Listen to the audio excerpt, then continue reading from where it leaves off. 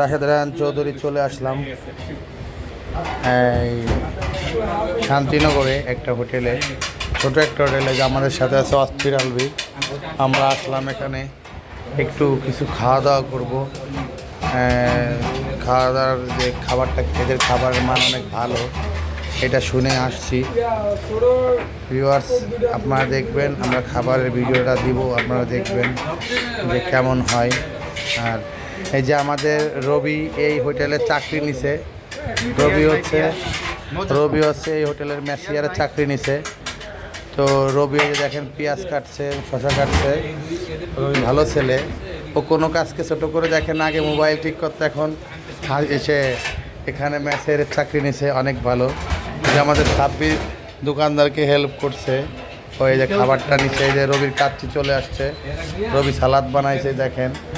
তো যাই হোক, দেখেন সাব্বির খেয়ে দেখ কেমন কাচ্চিটা, বল। ভালো, ভালো না রবি? আমাদের সালাদ দেখো, দেখো কাচ্চিটা কেমন। তুমি একটা ম্যাচেরে আমাদের সাথেই খাচ্ছ? ও খাও, আচ্ছা, ওকে, ঠিক আছে। লেবু কাটো। হ্যাঁ, কী রে আমার সালাদ কো, কী রে এখানে? ভিউয়ার্স, আমার ভিডিও এখানে শেষ করছি। আল্লাহ হাফেজ। আমি বিরিয়ানি খাচ্ছি, ওরা কাচ্চি খাচ্ছে, দেখেন। আল্লাহ হাফেজ।